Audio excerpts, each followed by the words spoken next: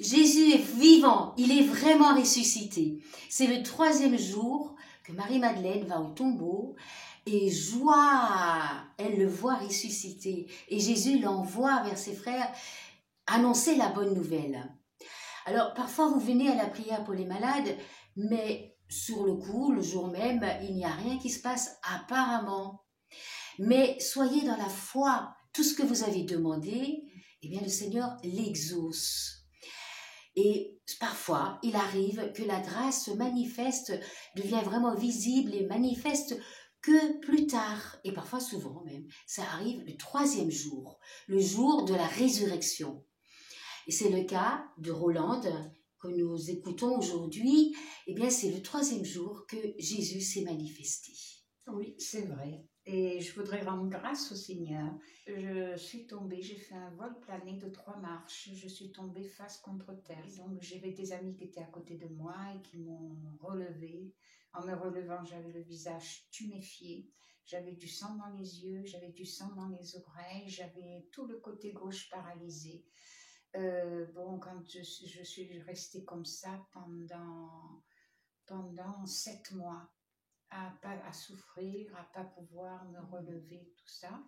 Et au mois d'août, des amis m'ont amenée à Salerne, où je vais très souvent. Oui.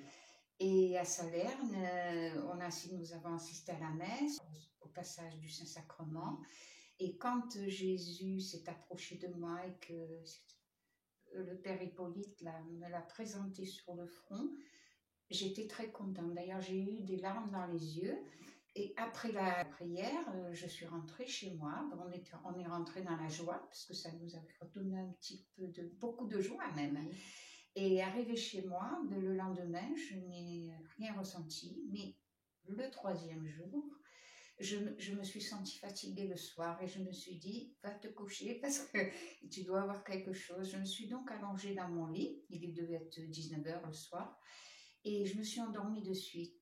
Et il s'est trouvé que pendant mon sommeil, j'ai ressenti quelqu'un à côté de moi qui me pressait les pieds, qui me pressait les mollets, les genoux, qui montaient jusqu'à la tête.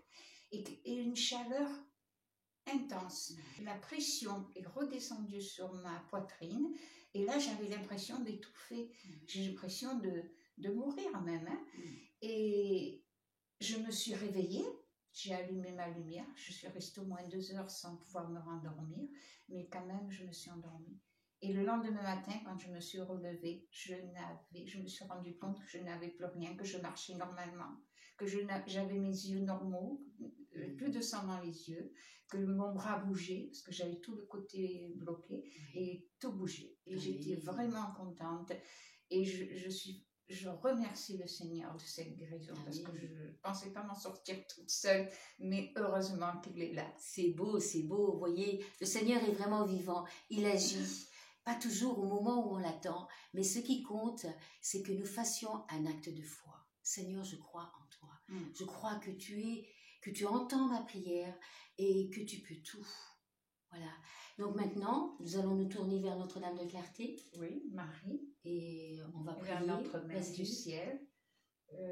Par Marie, Seigneur, je te rends grâce pour toutes ces guérisons que tu m'as données et tout ce que tu m'as donné dans toute ma vie.